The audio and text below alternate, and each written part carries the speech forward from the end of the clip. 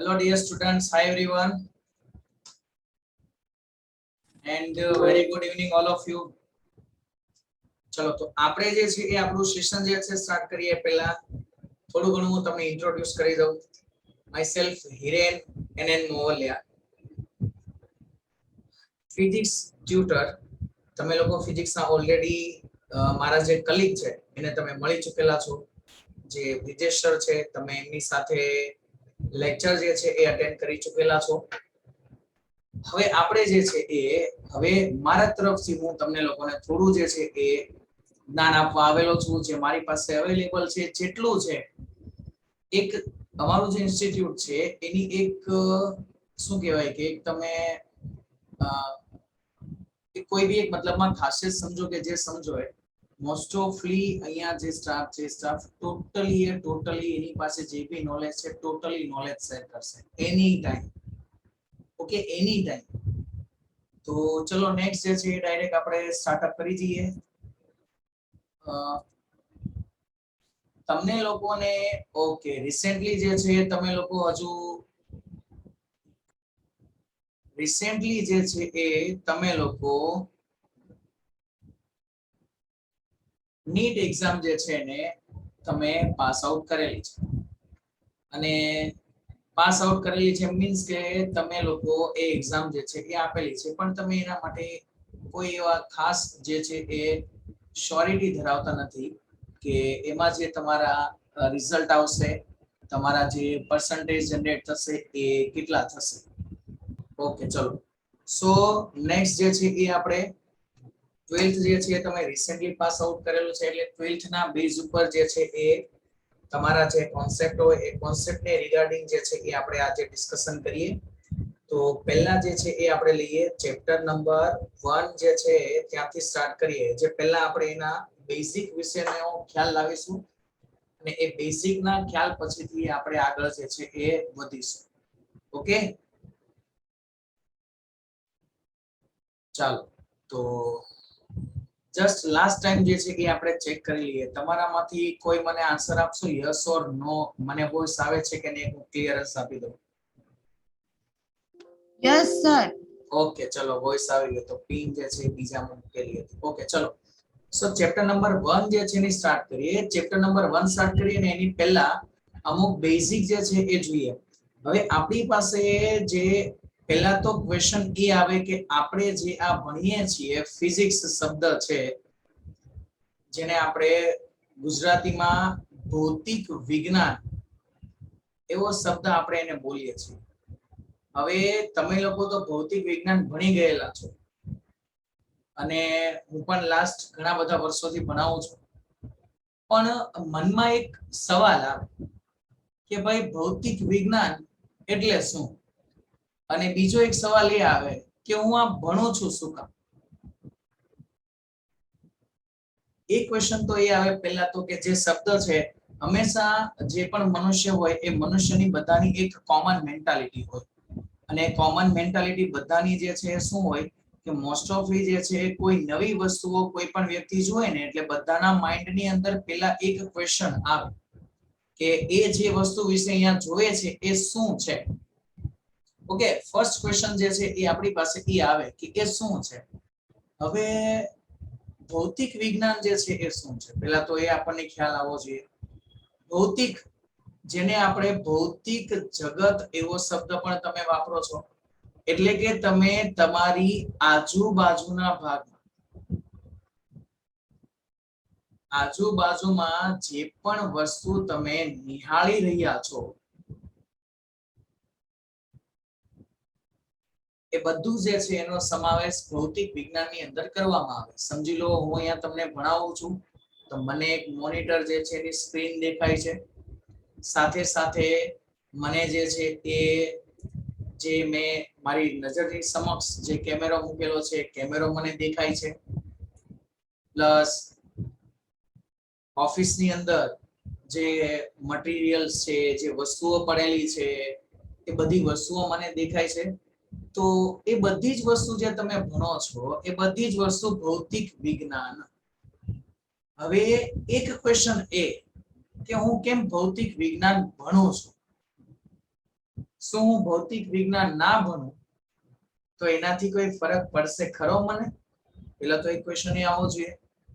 તો હું તો એવું માનું છું કે ભૌતિક વિજ્ઞાન ના ભણો તો ખૂબ જ મોટો જે છે ફરક પડશે. હવે ક્વેશ્ચન એ કે મને જે ફરક પડશે મારી લાઈફમાં એ શું પડશે? એક નોર્મલ એક કોન્સેપ્ટ જે છે તમને ખાલી સમજાવું. એકદમ નાનો એવો સવાલ, એકદમ નાનો એવો ક્વેશ્ચન. તમે બધા લોકો એક શબ્દ જે છે એનાથી પરિચિત છો, જે શબ્દને આપણે કહીએ છીએ ઘર્ષણ. ખ્યાલ છે ને બધાને? હવે ઘર્ષણ શબ્દના બેઝ ઉપર જે છે એ આપણે ડિસ્કશન કરીએ તો એના બેઝ ઉપર આપણે નોર્મલી એક વસ્તુ કહી શકીએ કે ઘર્ષણ જે છે ને એનું કામ શું છે? તો ઘર્ષણનું કામ છે ગતિનો અવરોધ કરવાનું.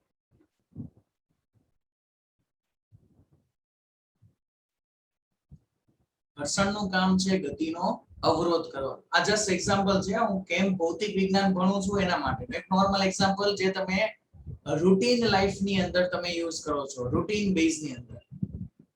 તો સમજી લો કે હું ગાડી લઈને નીકળું છું. હવે એક વસ્તુ મને ખબર છે કે ગાડીના ટાયર અને રોડ વચ્ચે જે છે એ જનરેટ થાય ઘર્ષણ બળ. હવે જો મને આ વસ્તુ ખબર ન હોય કે આ બંનેની વચ્ચે જે છે એ ઘર્ષણ બળ જેવી કોઈ પરિસ્થિતિ જે છે જનરેટ થાય છે, જો આ વસ્તુ મને ખબર જ નહીં હોય કે ટાયર અને રોડ વચ્ચે ઘર્ષણ બળ જેવી પરિસ્થિતિ જનરેટ થાય છે, તો એ જનરેટ થશે તો શું થશે? નહીં થાય તો શું થશે? હવે તમે 11મા ધોરણની અંદર ભણેલા છો થોડું ઘણું, એને જે છે થોડું ઘણું અહીંયા રિવાઇઝ મારીએ કે ગતિ જે છે એ ગતિ થવા માટે જવાબદાર પણ ઘર્ષણ છે. ગતિ થવા માટે જવાબદાર પણ ઘર્ષણ છે અને ગતિને અવરોધ કરવા માટે પણ ઘર્ષણ જરૂરી છે. તો હું ગાડી લઈને નીકળું છું. હવે મને એટલીસ્ટ જે છે એ ખબર હોય કે ટાયર અને રોડ વચ્ચે જે છે એ ઘર્ષણ જે છે થશે, જેના કારણે ગાડીની સ્પીડ ઘટશે, ગાડીની ઇફિશિયન્સી ઘટશે. ઇફિશિયન્સી એટલે કે કાર્યક્ષમતા. ઘર્ષણના કારણે શું થશે? જે આપણી પાસે ગાડી છે એ ગાડીની કાર્યક્ષમતા જે છે એમાં ઘટાડો થશે. હવે કાર્યક્ષમતાની અંદર ઘટાડો થાય તો આપણે હેરાન થઈ જઈએ મિત્રો. કેમ હેરાન થઈ જઈએ? એનું રીઝન અત્યારે સમજી લો નિયરલી ઇક્વલ ટુ 100 રૂપિયા લીટર જે છે એ પેટ્રોલનો ભાવ છે. હવે 100 રૂપિયામાં જો કાર્યક્ષમતા ઘટીને ગાડીની કાર્યક્ષમતાઓ 20 કિલોમીટર પ્રતિ લીટરની કાર્યક્ષમતા થઈ જાય તો પર કિલોમીટર જે ટુ વ્હીલ છે એ 5 રૂપિયે કિલોમીટર ચાલે મિત્રો. 5 રૂપિયે કિલોમીટર જે છે ટુ વ્હીલ ચાલે તો પર કિલોમીટર 5 રૂપિયા ચાલે. આ તો આપણે કોઈ દિવસ ના પરવડે, કેમ કે આપણી બાઇક જે છે એ મિનિમમ એક દિવસની અંદર 10 કિલોમીટર થી 15 કિલોમીટરની એવરેજની અંદર તો તમે સિટી એરિયામાં રહેતા હશો, એટલે વર્ક માટે એને કોઈ વ્યક્તિ કદાચ તમે ના જતા હોય, ઘરમાંથી પપ્પાની વ્યક્તિઓ જતા હોય, એટલે એટલું તો એ લોકો જે છે એ પાસ આઉટ થતા છે. તો હવે જે છે મને ક્વેશ્ચન એ આવે કે મારે આ ઘર્ષણ ઘટાડવું છે તો મારે ઘર્ષણ ઘટાડવા માટે કરવું શું? તો એક વસ્તુ મને ખબર હોવી જોઈએ કે ઘર્ષણ જે છે એ ઘટશે ક્યારે? કે ભાઈ રોડ અને ટાયર વચ્ચે જે છે એ શું હોવું જોઈએ? સંપર્ક જે છે એ હોવો જોઈએ. એ કેવો હોવો જોઈએ? વ્યવસ્થિત સંપર્ક જે છે એ હોવો જોઈએ. સંપર્ક વ્યવસ્થિત હશે. હવે સંપર્ક વ્યવસ્થિત તો જ થાય કે જો ટાયર જે છે એ ટાયરનું દબાણ બરાબર હોય તો. હવે તમે બાઇકની અંદર જે છે એ હવા પુરાવતા હશો એટલે તમને લોકોને આઈડિયા હશે કે જે ફ્રન્ટ વ્હીલ હોય એ ફ્રન્ટ વ્હીલ ની અંદર આપણે લોકો નિયરલી 25 ટુ 30 પાસ્કલ નું પ્રેશર આપણે રાખીએ, અને જે રિયર વ્હીલ છે એટલે કે પાછળનું ટાયર છે એનું પ્રેશર આપણે રાખીએ 30 ટુ 35 પાસ્કલ જેટલું. હવે જો પ્રેશર આના કરતા ઘટે તો શું થશે કે નીચે જે સંપર્ક સપાટી હશે એ સંપર્ક સપાટીના જે ભાગ છે અથવા તો સંપર્ક સપાટી જે છે વધશે. હવે સંપર્ક સપાટી વધશે તો ઘર્ષણમાં માઇનોર એવો તો ડિફરન્સ કંઈક ને કંઈક મિત્રો પડવાનો જ. ગાડી દબાઈને ચાલે છે એવું આપણે બોલીએ છીએ નોર્મલી. તો આ બધી વસ્તુ મને ખબર હોય એ બધી વસ્તુ આ બધી વસ્તુ ક્યાં આવે તો કે ભૌતિક વિજ્ઞાનના સબ્જેક્ટ છે. તો આ બધી વસ્તુ મને ખબર હોય તો મને ખબર પડે કે મારે મારી ગાડીની જે એવરેજ વધારવી છે તો એ એવરેજ વધારવા માટે મારે શું કરવું જોઈએ તે ખ્યાલ આવ્યો તમને લોકોને કે આપણે ભૌતિક વિજ્ઞાન જે છે શું કામ ભણીશું તે. હેલો યસ યસ કે નહીં? Yes sir. ઓકે યસ ચાલો. સો મિત્રો બધા લોકો આન્સર આપી શકે. ખાલી આ એક જ જે સ્ટુડન્ટ છે બોલે છે એવું નથી. તમે લોકો બધા જ મિત્રો જે છે તમે આન્સર આપી શકો છો. ક્લિયર છે? અહીંયા કોઈને કોઈ રિસ્ટ્રિક્શન છે નહીં કે નહીં બોલવાનું આ છે તે છે એવું કોઈ વસ્તુ નહીં. તમે લોકો બધા જ જે છે એ આન્સર આપી શકો છો. ચાલો તો નેક્સ્ટ જે છે એ હવે ચર્ચા કરીએ તો આપણે જે છે એ હવે અહીંયા ડિસ્કશન કરવા જઈ રહ્યા છીએ આપણું જે સ્ટાન્ડર્ડ 12th જે છે એના પહેલા ચેપ્ટરના કોન્સેપ્ટની જે છે ચર્ચા કરીએ. જે કોન્સેપ્ટ એટલે આપણે કહીએ છીએ આપણી પાસે એ ફર્સ્ટ કોન્સેપ્ટ જે હતો એની વાત કરીએ તો જેને આપણે નામ આપેલું હતું એક શાસ્ત્ર જેને આપણે કહેતા હતા અને જે શાસ્ત્રને આપણે નામ આપેલું હતું સ્થિત વિદ્યુત શાસ્ત્ર. જેમ આપણી પાસે આપણા જે ધાર્મિક શાસ્ત્રો છે એ રીતે આપણા માટે આ જે છે એ આપણું એક શાસ્ત્ર થઈ ગયું. ભૌતિક વિજ્ઞાનને રિગાર્ડિંગ આપણી પાસે એક શાસ્ત્ર થઈ ગયું. જો હવે આ શબ્દ જે છે એને સમજ કે આ શબ્દ જે છે એ પોતે શું કહેવા માંગે છે.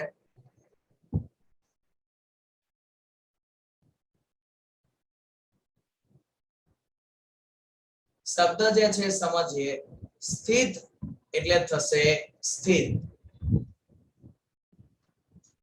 તો ક્વેશ્ચન હવે આવ્યો કે સર તમે સ્થિત વિદ્યુત શાસ્ત્ર સમજાવો છો.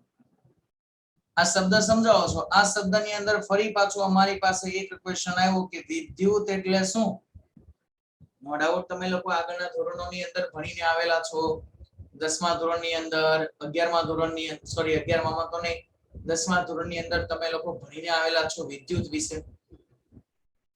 તો ક્વેશ્ચન એ આવે કે આ વિદ્યુત જે છે એ જનરેટ કોણ કરશે? તો વિદ્યુત જે છે એ જનરેટ કરશે વિદ્યુત ભાર. કોણ જનરેટ કરે? વિદ્યુત ભાર જે છે એ વિદ્યુત જે છે એને જનરેટ કરશે. તો હજુ મારી પાસે એક ક્વેશ્ચન આવ્યો કે ભાઈ હવે સર સમજાવો વિદ્યુત ભાર એટલે શું? આ ભાઈ કોણ છે? આ નવા આપણી પાસે ભાઈ આવ્યા. ભાઈ કોણ છે? કઈ નહીં. ચલો એ ભાઈ વિશેની આપણે સમજ લાવી દઈએ. હવે એક વસ્તુ તમને લોકોને ખબર છે કે કોઈ પણ પદાર્થ હોય તો કોઈ પણ પદાર્થનો જે મૂળભૂત ભાગ જે છે એની વાત કરીએ, મૂળભૂત ઘટક જે છે એની વાત કરીએ તો એ મૂળભૂત ઘટક તરીકે આપણે સ્વીકારીએ છીએ દળ. કોઈ પણ ઘટક હોય એનો મૂળભૂત ભાગ એટલે શું હશે? દળ. હવે એવી જ રીતે આ જે દળ છે અને એ દળના કારણે જ બે પદાર્થો વચ્ચે ગુરુત્વાકર્ષણ બળ જે છે એ ઉદ્ભવે છે.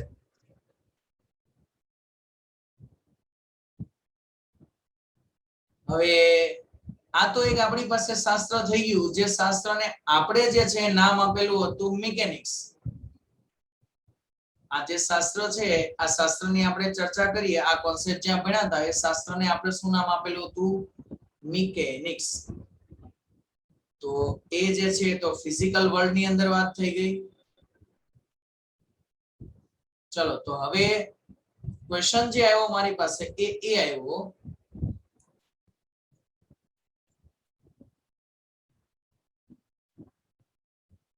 સર તમે સ્ટાન્ડર્ડ 12 થી સ્ટાર્ટ કરવાના છો?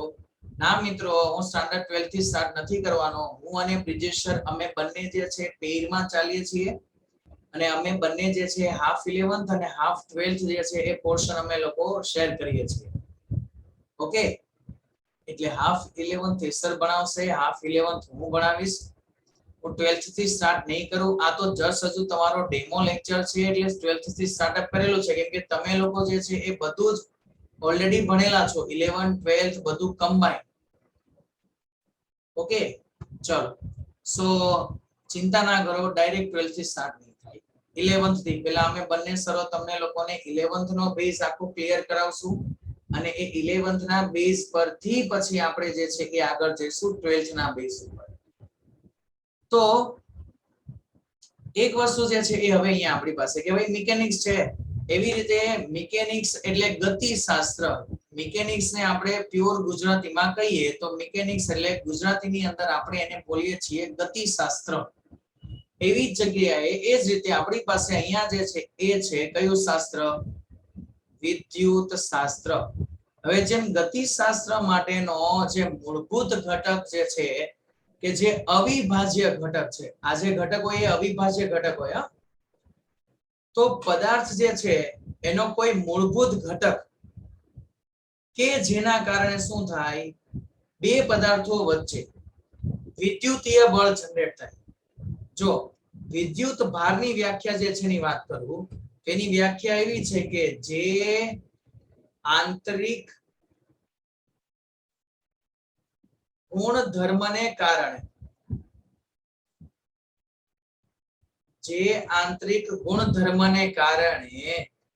બે પદાર્થો વચ્ચે વિદ્યુતીય બળ ઉદ્ભવે છે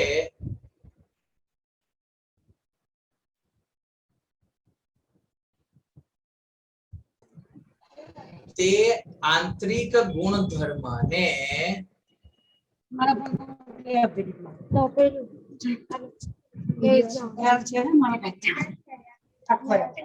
તે આંતરિક ગુણધર્મને વિદ્યુત ભાર કહેવામાં આવે છે.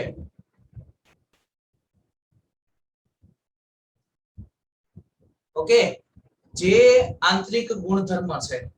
હવે જે આપણે અહીંયા ઉપર મિકેનિક્સ ની અંદર તમે ગુરુત્વાકર્ષણ માટે કોન્સેપ્ટ જે છે એનું ડિસ્કશન કરેલું કે પદાર્થનો મૂળભૂત એવો એક ભાગ, અને આ જે છે એ પણ કયો હોય? આંતરિક જ હોય. તો આંતરિક ઘટક અથવા તો આંતરિક ભાગ જેને આપણે દળ કહીએ છીએ, અને જે દળને કારણે બે પદાર્થો વચ્ચે કયું બળ લાગે છે? ગુરુત્વાકર્ષણ બળ જે છે એ લાગે છે. અને આ જે બળ છે એ આપણે આકર્ષણ પ્રકારનું બળ મળશે. હવે વિદ્યુત શાસ્ત્રની વાત કરીએ તો વિદ્યુત શાસ્ત્ર એટલે કે આપણી પાસે કોઈ પણ જે તંત્ર છે એ તંત્રનો એક આંતરિક ગુણધર્મ છે, જે ગુણધર્મને કારણે બે પદાર્થો વચ્ચે વિદ્યુતીય બળ ઉદ્ભવે છે. તો જે ગુણધર્મને કારણે આ વિદ્યુતીય બળ ઉદ્ભવે તે આંતરિક ગુણધર્મને વિદ્યુત ભાર કહેવામાં આવે છે. અને વિદ્યુત ભાર જે છે એની સંજ્ઞાની વાત કરીએ તો એને આપણે દર્શાવીએ છીએ કેપિટલ Q વડે. હવે સર આપણા ભૌતિક વિજ્ઞાનની અંદર તો એક જે છે એ ઓલરેડી પહેલેથી જ રૂલ્સ છે, જેટલી પણ નવી ભૌતિક રાશિઓ આવે તે બધી જ નવી ભૌતિક રાશિઓના એકમ જે છે એ આપણી પાસે હોવા જોઈએ, પ્લસ સાથે સાથે પારિમાણિક સૂત્રો પણ જે છે એ આપણી પાસે હોવા જોઈએ. તો હવે આપણી પાસે ક્વેશ્ચન એ આવ્યો કે આ જે વિદ્યુત ભાર છે તે વિદ્યુત ભાર માટે એકમ જે લાવશું એ આપણે શું લાવશું? એની આઈડિયા કોઈને યાદ છે? વિદ્યુત ભારનો એકમ કુલમ. Yes, very good. વિદ્યુત ભારનો એકમ છે કુલમ. અને જે આપણે રાખેલો હતો જે ચાર્લ્સ ડી કુલમ ની યાદમાં બનાવેલો એકમ છે. ઓકે, ચાર્લ્સ ડી કુલમ કરીને જે સાયન્ટિસ્ટ હતા એ સાયન્ટિસ્ટની યાદમાં એના નામની યાદમાં એના નામ પરથી જે છે એ એકમ બનાવવામાં આવેલો છે કુલંબ. હવે ક્વેશ્ચન માર્ક એ આવ્યો કે સર કુલંબ એકમ છે, આપણી પાસે મૂળભૂત ભૌતિક રાશિ હતી 7. લંબાઈ, દળ, સમય, થર્મોડાયનેમિક્સ, તાપમાન, વિદ્યુત પ્રવાહ, જ્યોતિ તીવ્રતા અને દ્રવ્યનો જથ્થો. હવે સર એ 7 માંથી તો અહીંયા એક ભૌતિક રાશિ તો આવતી નથી, અને આ જે ઘટક છે આ ઘટકને તો આપણે આપણા વિદ્યુત શાસ્ત્ર માટેનો કયો ઘટક કીધો? તો આ તો આપણા વિદ્યુત શાસ્ત્ર માટેનો મૂળભૂત ઘટક કીધો આપણે આને. આ ઘટકને આપણે આંતરિક ઘટક તરીકે સ્વીકારેલો છે. તો હવે શું કરી શકીએ? જો સૌથી પહેલા તો આના વિશેનો જે ખ્યાલ છે એ તમે ટેક્સ્ટબુક ની અંદર જે ભણેલા હતા એના બેઝ ઉપર જ છે કે ઈસવીસનના 600 વર્ષ પહેલા ગ્રીકની અંદર થેલસ ઓફ મિલેટસના ફાળા ઉપર વિદ્યુત ભાર જે છે એ કઈ રીતે ઉદ્ભવેલો હતો, એનો કોન્સેપ્ટ કઈ રીતે આવ્યો, એના પર જે છે એ આખો ફાળો થેલસ ઓફ મિલેટસને જાય છે. જેણે બે પદાર્થોને એકબીજા સાથે ઘસીને વિદ્યુત ભારિત કરવાનો એક કોન્સેપ્ટ જે છે વિકસાવેલો હતો. ઓકે, પણ એ આપણું બોર્ડ બેઝ થઈ ગયું મિત્રો. આપણે બોર્ડ નથી ભણતા, આપણે નીટ લેવલ પર જઈએ છીએ. તો ક્વેશ્ચન એ આવ્યો કે આપણી પાસે વિદ્યુત ભારનો એકમ તો કુલંબ આવી ગયો, પણ હું એનો જે છે એ પારિમાણિક સૂત્ર માટે મારી પાસે 7 બેઝિક જે રાશિઓ છે, 7 મૂળભૂત જે રાશિઓ છે, એ 7 મૂળભૂત રાશિઓમાંની કોઈ રાશિઓ જે છે એ આવી જોઈએ તો મને આ વેલ્યુ મળી શકે. એમ્પિયર ગુણ્યા સમય. Yes, very good. Chapter number 3, standard 12 અથવા તો સ્ટાન્ડર્ડ 10. 10મા ધોરણની અંદર પણ તમારી પાસે ત્રીજા ચેપ્ટરની અંદર આ કોન્સેપ્ટ હતો, અને 11મા ધોરણની 12મા ધોરણની અંદર પણ તમારી પાસે 12મા ચેપ્ટર ત્રીજા ચેપ્ટરની અંદર આ કોન્સેપ્ટ છે, જ્યાં આપણી પાસે સૂત્ર હતું વિદ્યુત પ્રવાહ I બરાબર વિદ્યુત ભાર Q ના છેદમાં સમય t. તો હવે સર I મૂળભૂત ભૌતિક રાશિ, t મૂળભૂત ભૌતિક રાશિ, તો Q ને કરતા બનાવી દો. તો જેનું પારિમાણિક સૂત્ર લખવાનું હોય એને હંમેશા કયા કૌંસમાં લખાય? સ્ક્વેર બ્રેકેટ ની અંદર એને લખવામાં આવે છે. તો વિદ્યુત પ્રવાહનું પારિમાણિક સૂત્ર E1 છે, સમય માટે પારિમાણિક સૂત્ર છે T1. તો આપણને જે છે વિદ્યુત ભાર માટેનો બીજો જે એકમ છે એ એકમ અહીંયા તમને મળ્યો. એક એકમ આવ્યો તમારી પાસે ચાર્લ્સ કુલમ્બના નામ પરથી કુલમ્બ, અને બીજો એકમ જે છે એ પણ આપણે યાદ કરીએ તો એ આપણી પાસે એક સાયન્ટિસ્ટ હતા ampere. Ampere into second. Yes, ampere જે છે એની યાદમાં વિદ્યુત પ્રવાહનો એકમ એમ્પિયર તરીકે આપણે લઈએ છીએ. તો એમ્પિયર ઇન્ટુ સેકન્ડ જે આપણને લોકોને વિદ્યુત ભારનો બીજો એકમ મળશે. હવે આ જે બંને એકમોની વાત કરીએ તો આ બંને એકમો જે આપણી પાસે છે એ કઈ સિસ્ટમમાં છે? એસઆઈ એકમ પદ્ધતિમાં. કઈ પદ્ધતિમાં આ એકમ છે આપણી પાસે? એસઆઈ માં. હવે જે છે એ આને જે છે થોડું અલગ કરીએ અને હવે લઈ જઈએ કે ભાઈ સીજીએસ માં એકમ શું થશે? તો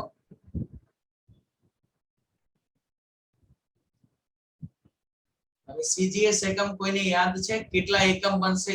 1 કે 2?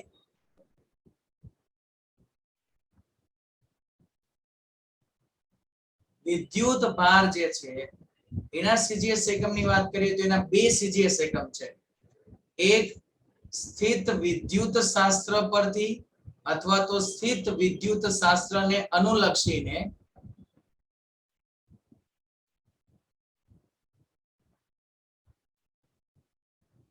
સ્થિત વિદ્યુત શાસ્ત્ર માટે ફક્ત એકમ છે ESU, જેને ફૂલ ફોર્મ થાય ઇલેક્ટ્રો સ્ટેટિક યુનિટ. ESU પર લખાય છે ને, અથવા બીજું જે છે એની વાત કરીએ એનું બીજું નામ છે સ્ટેટ કુલમ્બ. અને આનો આ જ વિદ્યુત ભાર છે અથવા તો વિદ્યુત ભાર છે એનો સીજીએસ એકમ ઇલેક્ટ્રોસ્ટેટિક્સ ની અંદર એટલે કે સ્થિત વિદ્યુત શાસ્ત્ર ની અંદર હજુ પણ એક એકમ છે જે એકમ છે ફ્રેન્કલિન. તો આ ટોટલ 3 એકમો જે છે એ સ્થિત વિદ્યુત શાસ્ત્ર માટે વિદ્યુત ભારના સીજીએસ એકમ છે. બોલો ખ્યાલ આવશે? હા સર. આ સ્ટેટ કુલમ. હવે આના બીજા સીજીએસ એકમ પણ છે આપણી પાસે.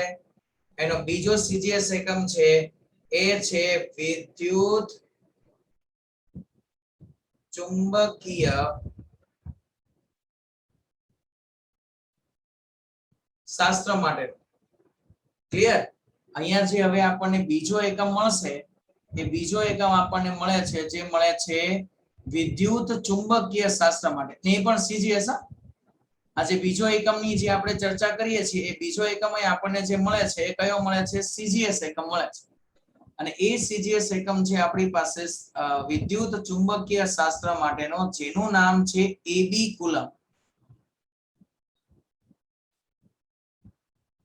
ઓકે, ચલો હવે ક્વેશ્ચનો એવા કે સર તમે નામ આપી દીધા પણ આની કિંમતો કોણ કહેશે?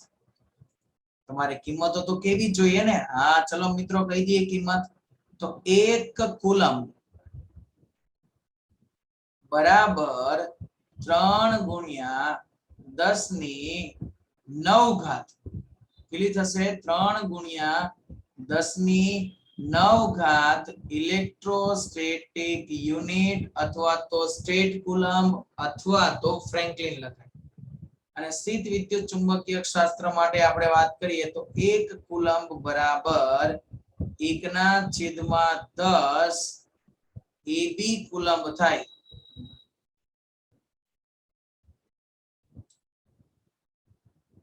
બોલો મિત્રો, આટલું ક્લિયર?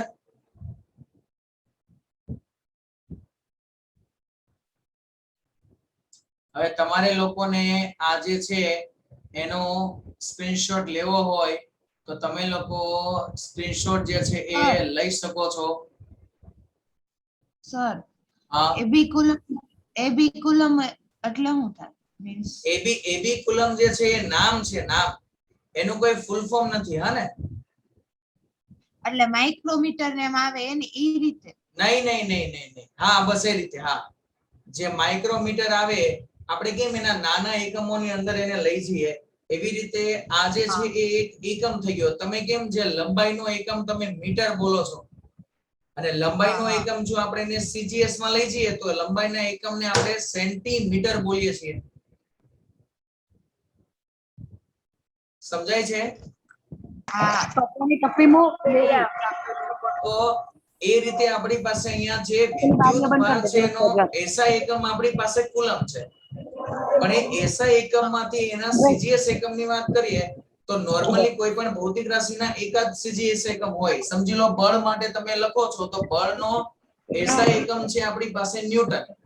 પણ બળનો સીજીએસ એકમ જે છે એ આપણી પાસે છે ડાઇન. ઓકે, 1 થી ડાયન નહીં હો, ડાઇન. ચલો બીજું જે છે વાત કરીએ આપણી પાસે કાર્યના એકમ હતા. કાર્યનો એકમ તમે બોલો છો, ઊર્જાનો એકમ તમે બોલો છો જૂલ. એસઆઈ એકમ પદ્ધતિમાં જે એકમ તમને લોકોને સીજીએસ એકમ પદ્ધતિમાં અર્ગના ફોર્મમાં મળે છે એવી રીતે અહીંયા જે છે એ આ શું છે? આ નોર્મલ એક આપણી પાસે એબી કુલમ જે છે એ એકમ છે, એકમનું નામ છે. અને એ A.B. કુલમ એવું નથી. જો એવું હોત તો એનો ફૂલ ફોર્મ મળે, જેમ આપણે ઉપર લખ્યું ESU એ રીતે. ક્લિયર? અને હવે જે આ વિદ્યુત ચુંબકીય શાસ્ત્રની અંદર જે એબી કુલમ છે એ જ આપણી પાસે બીજો પણ એક એકમ છે એને આપણે કહીએ છીએ EMU. એનું બીજું નામ, બીજો એકમ નહીં, આજ જે છે એનું બીજું નામ. અને EMU એટલે થાય ઇલેક્ટ્રો મેગ્નેટિક યુનિટ. ઓકે, બીજું નામ જે છે એનું થશે શું થશે? ઇલેક્ટ્રોમેગ્નેટિક યુનિટ જે છે એનું બીજું નામ થશે. બોલો, આટલો ખ્યાલ કમ્પ્લીટ? વિદ્યુત ભાર વિશેનું બેઝિક છે હજુ તો આ બધું.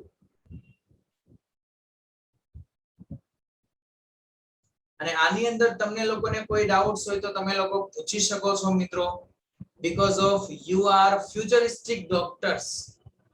અને જીનીટી નો એક એવો ગોલ છે કે ફ્યુચરિસ્ટિક ડોક્ટર્સ જે બને એ બધા એકદમ સ્ટ્રોંગ હોવા જોઈએ, મેન્ટલી બી અને બધી રીતે સ્ટ્રોંગ હોવા જોઈએ. તો કોઈ બી જે છે એ ડાઉટ્સ હોય તો તમે લોકો પૂછી શકો છો. Any doubt regarding this? No sir. Okay, ચલો, મજા તો આવે છે ને? Yes sir.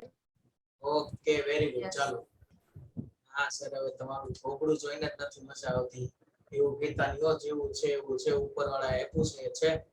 ચલો આગળ આપણે ડિસ્કશન કરીએ. વિદ્યુત ભારના બેઝિક કોન્સેપ્ટ ની જસ્ટ વાત કરી કે આવો કોઈ બેઝિક કોન્સેપ્ટ જે છે એ આપણને લોકોને વિદ્યુત ભાર માટે જે છે એ નોર્મલી મળી શકે છે. હવે થેલસ ઓફ મિલેટસ ને જે છે થોડી ઘણી ચર્ચા કરી હતી. હવે વિદ્યુત ભાર જે છે ને એ તમે લોકો એક કોન્સેપ્ટ જે છે એ ભણી ચૂકેલા છો, વિદ્યુત ભાર સંરક્ષણ.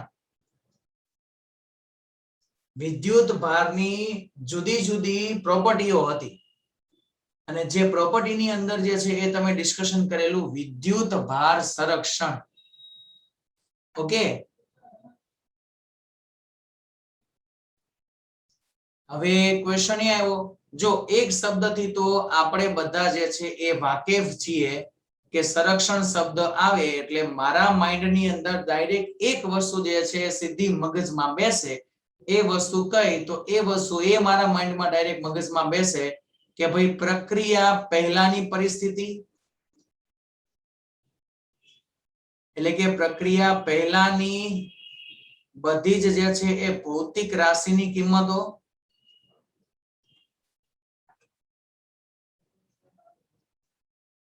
અને પ્રક્રિયા પછીની બધી જ જે આપણી પાસે ભૌતિક રાશિ છે એ ભૌતિક રાશિની કિંમતો કેવી હોવી જોઈએ બાળકો? ડોક્ટરો, ઇક્વલ. સંરક્ષણ એને જ કહેવાય.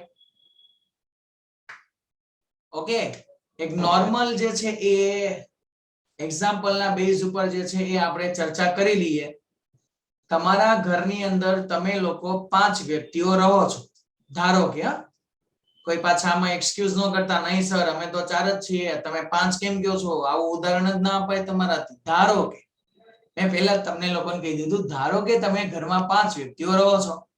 હવે સવારે જે છે એ પપ્પા જે છે એના ડેઈલી રૂટીનના ટાઈમ પ્રમાણે પપ્પા જે છે એ ઓફિસ પર નીકળી જશે, તમે લોકો જે છે સ્કૂલ પર નીકળી જશો, જતા હો તો તમે લોકો જે છે સ્કૂલ પર નીકળી જશો, તમારા ભાઈ બહેન જે હશે એ લોકો સ્કૂલ પર નીકળી જશે, તો છેલ્લે ઘરે મમ્મી એક જ વધશે.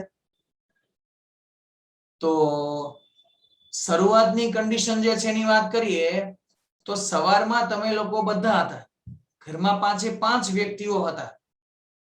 પછી વચ્ચેના સમયગાળાની અંદર પ્રોસેસો થઈ, એટલે કે બધા પોતપોતાની રીતે પોતપોતાના કામ પર જતા રહ્યા, પોતાને જે જગ્યા પર જવાનો હતો એ બધા જ એ જગ્યા પર જતા રહ્યા. તમે ભણવા ગયા, પપ્પા ઓફિસ પર ગયા. ફરી પાછા સાંજે સમજી લો 8 વાગ્યાનો સમય થયો, સવારે 8 વાગે બધા જ જતા રહ્યા, સાંજે 8 વાગ્યાનો સમય, ફરી પાછા બધા જ લોકો ઘરમાં ફરી પાછા એન્ટર થઈ ગયા. તો પ્રક્રિયા પહેલાની પરિસ્થિતિની કિંમતોની વાત કરીએ, ઘરમાં સભ્યની સંખ્યા કેટલી હતી? 5. વચ્ચે પ્રક્રિયાઓ થઈ, તમે ભણવા ગયા, પપ્પા ઓફિસે ગયા, અને એ પ્રક્રિયાઓ પૂરી થઈ ગઈ. તો પૂરી થયા પછી પણ ઘરની પરિસ્થિતિની અંદર ચર્ચા કરીએ તો ફરી પાછા વ્યક્તિઓની સંખ્યા કેટલી થઈ ગઈ? 5.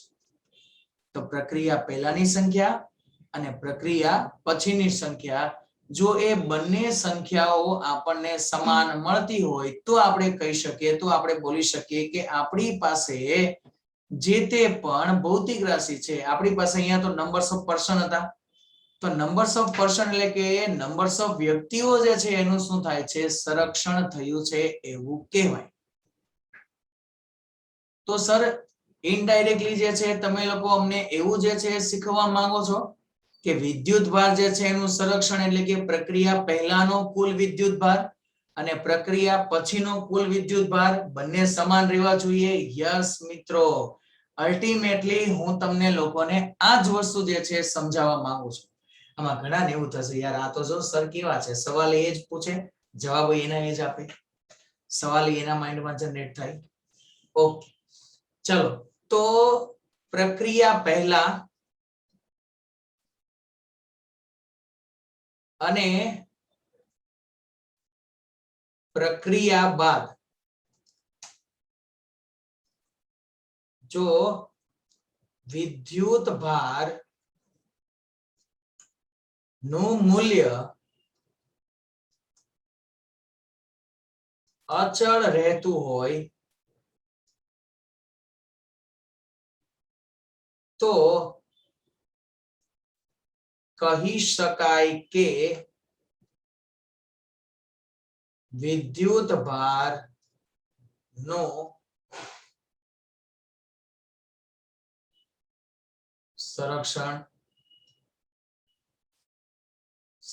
થયું. ચલો આને એક નોર્મલી આપણે એક એક્ઝામ્પલ દ્વારા સમજીએ.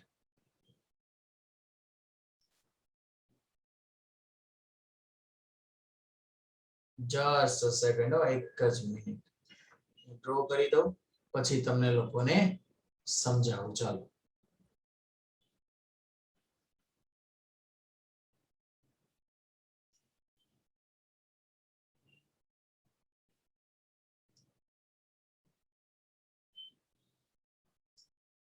સમજી લો, આપણી પાસે એક બ્લોક છે. હવે તમે લોકો એક કણ જે છે એનાથી વાકેફ છો, જેને આપણે ફોટોન કહીએ છીએ. હવે વિદ્યુત ભાર એટલે કે બેઝિક કણ થઈ ગયો. હવે પહેલા તો કામ એ કરીએ કે આપણે નોર્મલી ચર્ચા એ કરી લઈએ કે ભાઈ વિદ્યુત ભાર જે છે એ વિદ્યુત ભારોના ટોટલ પ્રકાર કેટલા.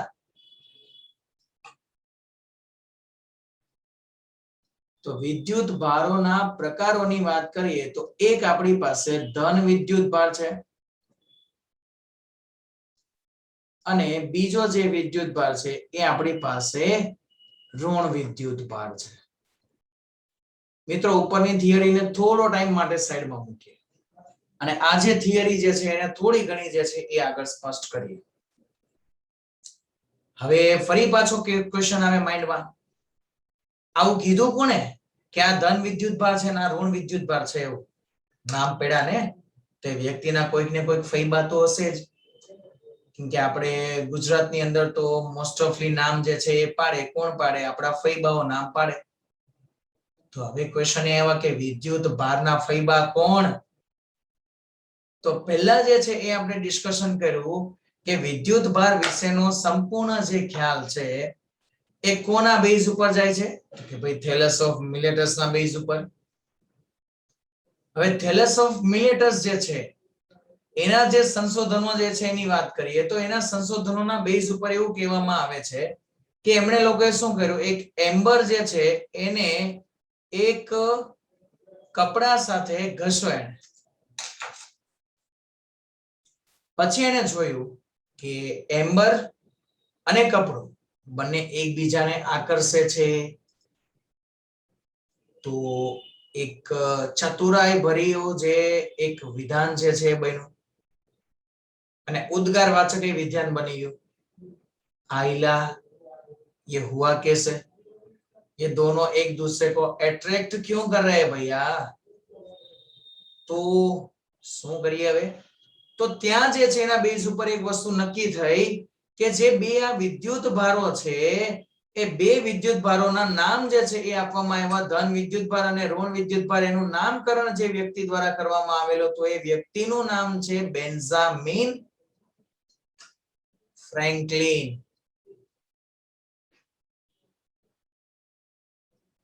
અને બેન્જામિન ફ્રેન્કલિન જે છે ને મિત્રો, એના જ નામ પરથી, એના જ નામની યાદમાં સીજીએસ એકમ વિદ્યુત ભારનો સ્થિત વિદ્યુત શાસ્ત્ર માટે ફ્રેન્કલિન પણ લેવાય છે. તો બેન્જામિન ફ્રેન્કલિન દ્વારા જે છે બે વિદ્યુત ભારોને અલગ અલગ પાડવામાં આવ્યા અને એમના દ્વારા જે છે એ પ્રેક્ટિકલો જે થયેલા હતા એ ઘણા બધા પ્રેક્ટિકલો હતા. એ પ્રેક્ટિકલોના બેઝ ઉપર જે છે આ નામ પાડવામાં આવેલા હતા.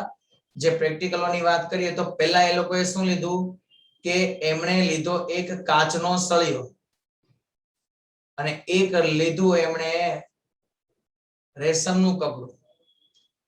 પછી બીજું જે છે એની ચર્ચા કરીએ તો બીજું જે છે એને લીધો એક પ્લાસ્ટિકનો સળિયો અને એની સાથે લીધું ઊન. હવે એમણે શું કર્યું કાચ અને રેશમને ઘસ્યા. હવે કાચ અને રેશમને ઘસ્યા ને તો એના બેઝ ઉપર એને એક વસ્તુ ઘસીને પછી છૂટા કર્યા ને તો એને એક વસ્તુ જોવા મળી કે આ બંને વચ્ચે તો સમથિંગ સમથિંગ થાય છે, એટલે કે આકર્ષણ થાય છે. સેમ વસ્તુ એમને અહીંયા જોવા મળી કે ભાઈ પ્લાસ્ટિક અને ઊન જે છે એ બંનેને ઘસ્યા તો એ બંનેને ઘસવાથી પણ આ બંને વચ્ચે જે છે એ આકર્ષણ જનરેટ થયું. એ બંને વચ્ચે પણ સમથિંગ સમથિંગ થાય છે. નથિંગ નથિંગ કઈ થતું નથી, સમથિંગ સમથિંગ કઈ થાય છે. પ્લસ હવે એક નવી જે વસ્તુ જે છે જાણવા મળી કે આ જે રેશમ છે રેશમ એ રેશમ અને ઓકે કાચનો સળિયો રેશમને આકર્ષે પણ આ જ કાચનો જે સળિયો છે એ અથવા તો જે આ રેશમ છે એ રેશમ આ પ્લાસ્ટિકનો સળિયો છે એ પ્લાસ્ટિકના સળિયાને તો અપાકર્ષે છે. એટલે આ બે વચ્ચે નથિંગ નથિંગ થયું. પેલા જે બંનેની જે આપણે પેર બનાવી એ પેર વચ્ચે સમથિંગ સમથિંગ થયું અને એ પેરના જે બે અલગ અલગ વ્યક્તિઓ છે એ વ્યક્તિઓ વચ્ચે નથિંગ નથિંગ થયું.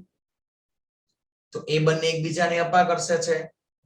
આઈલા અરે પછી વિદ્યાર્થી મિત્રો એવું પણ એક વસ્તુ જે છે જાણવા મળે કે ઊન અને કાચ એ બેન ભેગા કરો તો એ બંને એકબીજાને અપાકર્ષે. લે અલા આ બધું તો હું જનરેટ થતું જાય છે. એક આકર્ષે છે એક અપાકર્ષે છે. આ શું છે બધું? તો આ બધા જે કોન્સેપ્ટ છે કોન્સેપ્ટના બેઝ ઉપર જે છે એ એક વસ્તુ નક્કી કરવામાં આવી કે એક આકર્ષે છે અને એક અપાકર્ષે છે. એટલે આપણી પાસે જે પણ ભૌતિક રાશિ હશે ને એ ભૌતિક રાશિના બે જે છે એ ઘટકો હશે. આટલી વસ્તુ નક્કી થઈ થેલસ ઓફ મિલેટસના પ્રયોગોથી. તો હવે આવ્યા બેન્જામિન ફ્રેન્કલિન. બે ઘટકો છે, બે ઘટકોના નામ તો આપવા પડે ને. જેમ આપણે આપણા ઘરની અંદર બે જે છે એ ભાઈ બહેન હોઈએ તો દરેકે દરેકના નામ અલગ અલગ આપેલા હોય. નહીતર મમ્મીને બોલાવે નામ વગર બોલાવે તો કેમ બોલાવે? એચ એ એચ એમ કે એવું થોડું ચાલે. તો આમાં તો કોણ સાંભળે? કોઈને ખબર ન પડે કોણ બોલાવે છે. પણ એવું હોતું નથી. એટલે શું કર્યું કે ભાઈ બેન્જામિન ફ્રેન્કલિન આવ્યા અને બેન્જામિન ફ્રેન્કલિન જે છે એ બની ગયા કોના? વિદ્યુત ભાર જે છે એના ફૈબા. એટલે વિદ્યુત ભારના ફૈબા તરીકે આપણે કોને ઓળખીએ છીએ? બેન્જામિન ફ્રેન્કલિનને.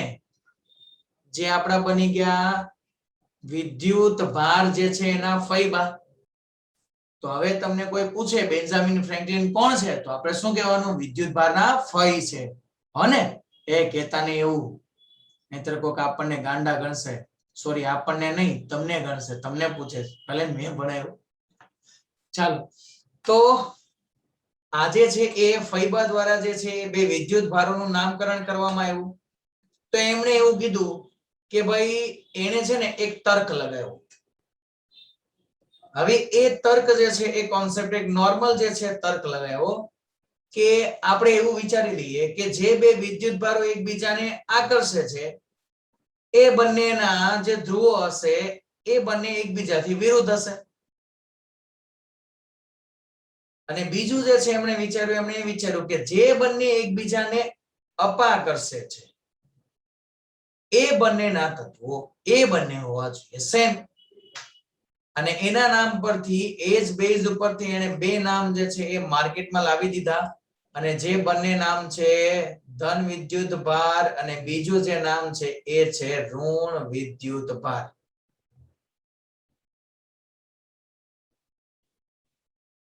આટલો આઈડિયા ક્લિયર? યસ. હવે જે આપણી પાસે વિદ્યુત ભાર છે એ વિદ્યુત ભારને આપણે નોર્મલી ઈ વડે દર્શાવીએ છીએ કે જે વિદ્યુત ભારનો મૂળભૂત ઘટક છે અને જે વિદ્યુત ભારના મૂળભૂત ઘટકનું મૂલ્ય જે છે પછીથી કહેવામાં આવ્યું 1.6 ગુણ્યા 10 ની -19 ઘાત કુલંબ જેટલું એ જે છે એ મૂલ્ય આપણને મળશે. હવે એમણે જે છે એ નામ વિદ્યુત ભાર આપ્યું, એક ધન અને એક ઋણ, તો એનું મૂલ્ય જે છે એ આ ઈ જે છે શું થઈ ગયું વિદ્યુત ભારનું મૂલ્ય. તો એના બેઝ ઉપર એમણે એ કીધું કે જે આ ધન વિદ્યુત ભાર છે એનું મૂલ્ય હોશે E+ અને ઋણ વિદ્યુત ભાર છે એનું મૂલ્ય હોવું જોઈએ E-, કેમ કે આ આપણી પાસે બેઝિક ચાર્જ છે.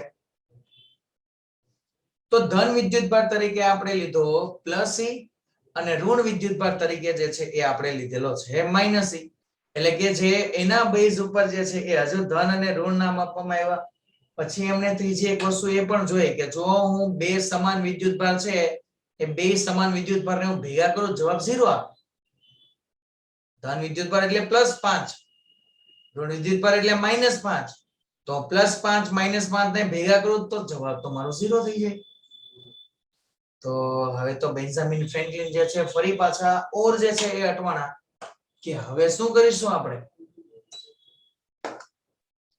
તો હવે તો ક્વેશ્ચન એ આવ્યો કે ધન વિદ્યુત ભાર ઋણ વિદ્યુત ભાર નામ આપી દીધા, પણ એ વિદ્યુત ભારોના બેઝિક જે છે એ હજુ બીજા નામ આપીએ કે ધન વિદ્યુત ભાર તરીકે બીજા કોને ઓળખશું. ધન વિદ્યુત ભાર અને ઋણ વિદ્યુત ભાર જે છે એના બે બેઝિક જે છે એ કોમન નામ થયા. જેમ આપણા કેમ આપણા નામની પાછળ આપણા પપ્પાનું નામ લાગે, ભાઈ બહેન જે પણ એના આપણા નામની પાછળ પપ્પાનું નામ લાગે, તો બસ આ એમ થયું. તો હવે ક્વેશ્ચન એ આવ્યો કે વ્યક્તિના પોતાના નામ શું છે. તે વ્યક્તિના પોતાના નામ જે છે પાડવામાં આવ્યા. અહીંયા જે છે એ વિદ્યુત ભારો છે આપણા એના નામ જે છે પાડવામાં આવ્યા. જે ધન વિદ્યુત ભારિત છે એને કહેવામાં આવ્યું પ્રોટોન અને જે ઋણ વિદ્યુત ભાર છે એને કહેવામાં આવ્યું ઇલેક્ટ્રોન. તો સર આ બે ભેગા થઈને જે 0 બની જાય છે, જે ન્યુટ્રલ બની જાય છે, એ ન્યુટ્રલ ને શું કહેવાય? તો ત્રીજો જે છે એ ચાર્જ આપણી પાસે આવ્યો જે આવ્યો ન્યુટ્રલ, કે જેને આપણે કહીએ છીએ તટસ્થ. જો કે ખરેખર આ ત્રીજો ચાર્જ નથી, આ તો આ બે ચાર્જ નું કોમ્બિનેશન જે 0 મળે છે એ છે. એમ છે ત્રીજો ચાર્જ, એમ આપણે લાવ્યા ત્રીજો ચાર્જ. હવે વાત કરીએ પ્રોટોન જે છે એને સંજ્ઞા છે દર્શાવવા માટે P+, ઇલેક્ટ્રોન જે છે એની જે સંજ્ઞા દર્શાવવા માટે E-, અને ન્યુટ્રલ જે છે તટસ્થ જે છે એને કહેવામાં આવે છે ન્યુટ્રોન.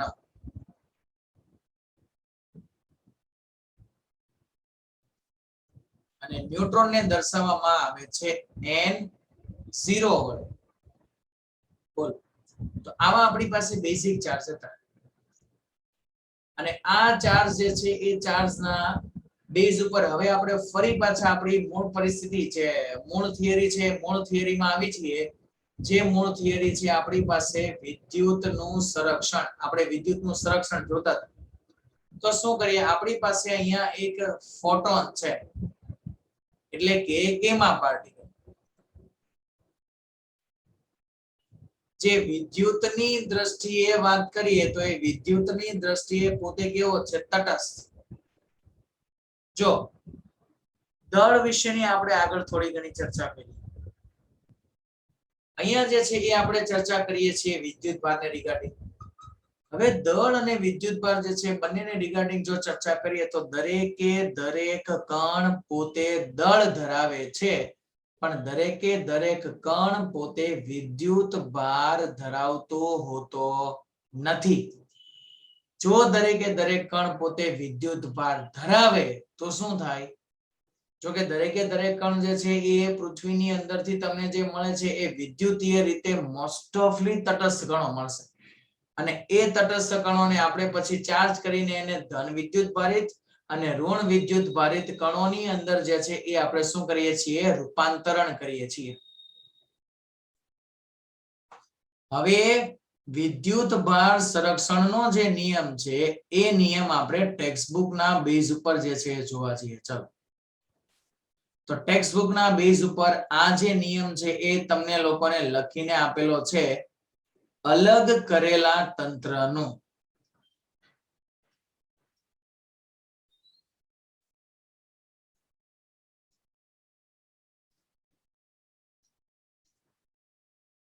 અલગ કરેલા તંત્રમાં કુલ વિદ્યુત ભાર હંમેશા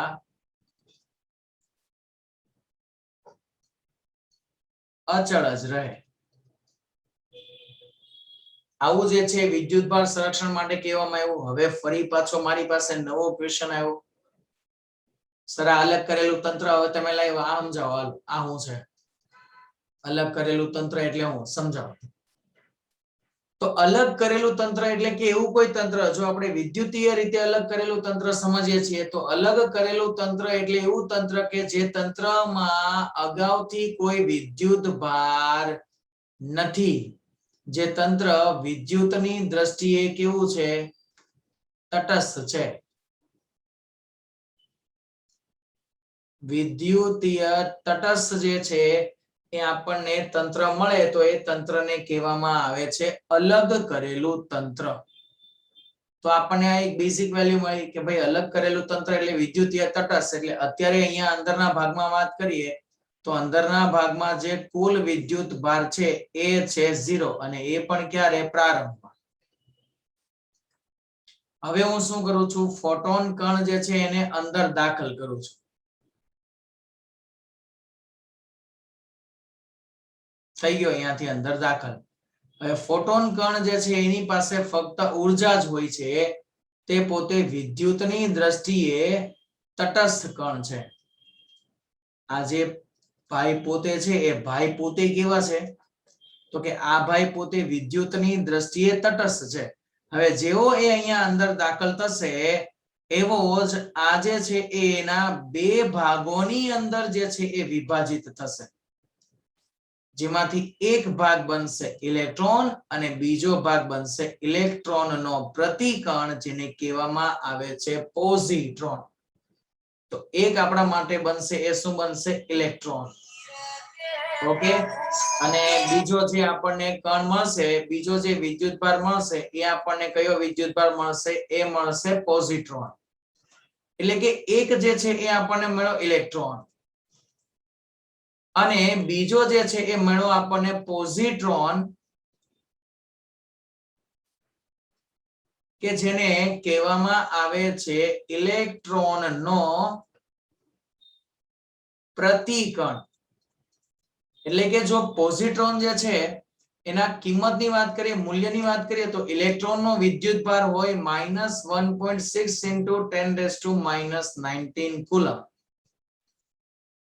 પોઝિટ્રોન જે છે એનો વિદ્યુતભાર હોય +1.6 × 10⁻⁻19 કુલમ. ઓકે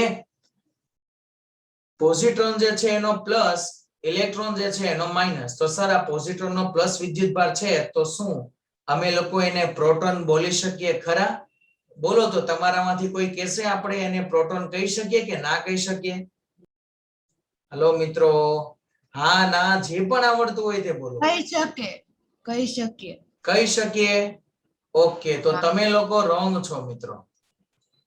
કેમ કે ઇલેક્ટ્રોનનો પ્રતિકણ છે નો ડાઉટ એનું નામ પોઝિટ્રોન છે એના પરનો વિદ્યુતભાર પ્લસ છે પણ જે પોઝિટ્રોન છે એ પોઝિટ્રોનનું દળ ઇલેક્ટ્રોનના દળ જેટલું જ હોવાથી એટલે કે 9.1 ગુણ્યા 10⁻31 કિલોગ્રામ જેટલું જ દળ હોવાથી એને આપણે કહીએ છીએ કયો વિદ્યુતભાર પોઝિટ્રોન એટલે કે ઇલેક્ટ્રોનનો પ્રતિકણ.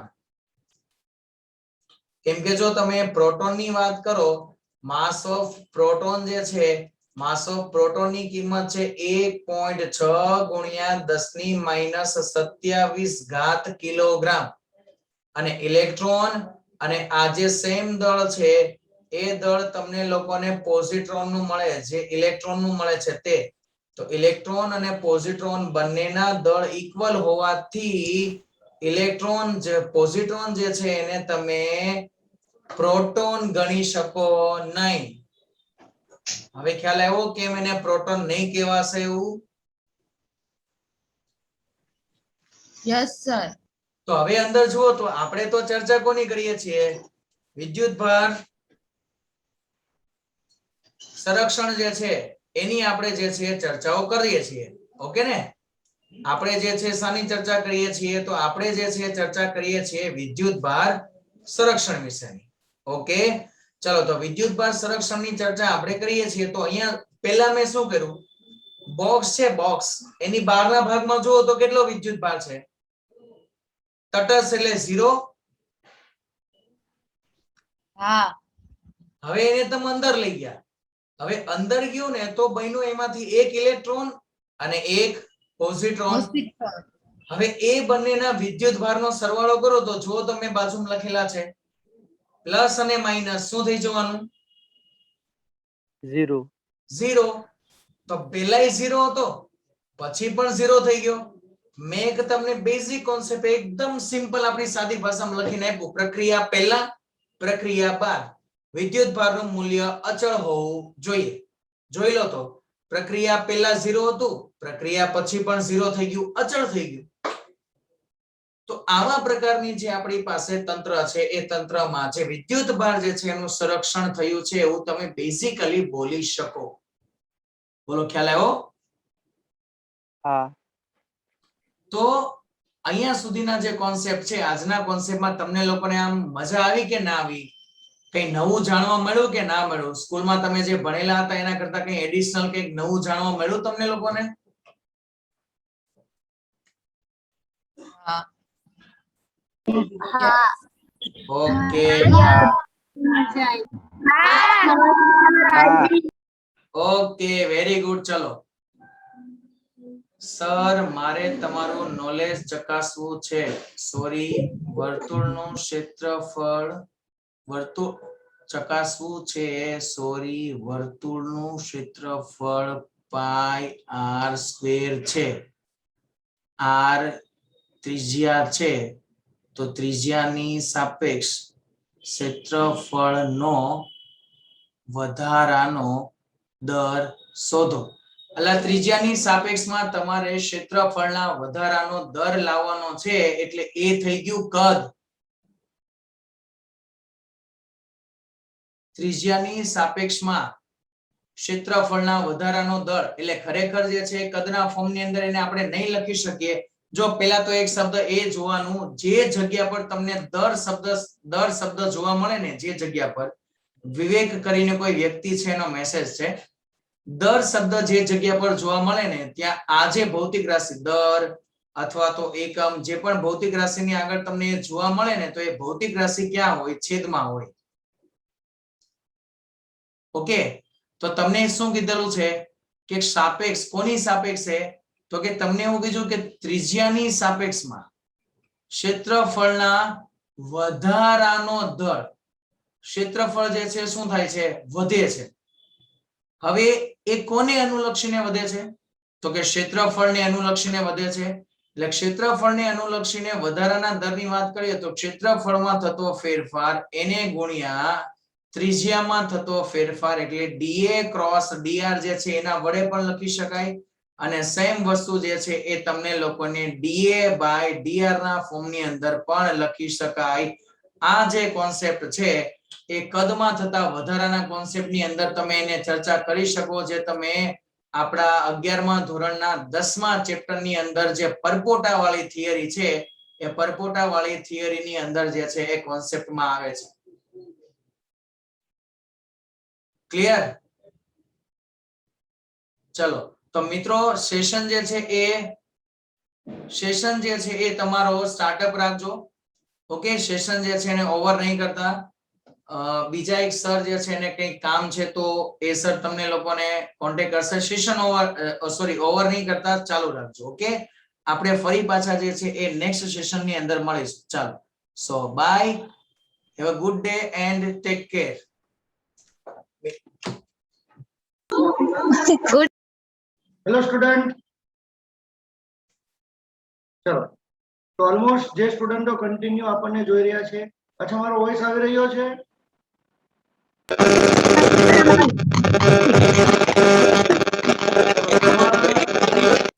તમારા મોબાઈલને અનમ્યુટ કરજો. મારો વોઇસ આઈ થિંક આવી રહ્યો છે બધાને. ઓકે ફ્રેન્ડ્સ, હવે આજથી ટ્રાયલ બેચ ક્લોઝ થાય છે. ટ્રાયલ બેચ આપણી આજથી ક્લોઝ થાય છે. આવતીકાલથી રેગ્યુલર બેચ શરૂ થઈ રહી છે. જે વિદ્યાર્થીઓને રેગ્યુલર બેચની અંદર એનરોલ થવાનું છે એ ક્લાસનો નંબર 9099 92 62 28 નંબર ઉપર ફરીથી રિપીટ કરું છું 9099 92 62 28 આ નંબર ઉપર કોન્ટેક્ટ કરી શકે છે. બાકીની જે કઈ ડિટેલ હશે એ તમને ટેલિફોનિકલી આપવામાં આવશે. તમે બધાએ ખૂબ સારી રીતે ટ્રાયલ બેચ અટેન્ડ કરી એ બદલ બધાનો ખૂબ ખૂબ આભાર. મળીશું આવતીકાલે રેગ્યુલર બેચની અંદર. Thank you so much. અહીંયા આપણે લેક્ચરને ક્લોઝ કરીએ.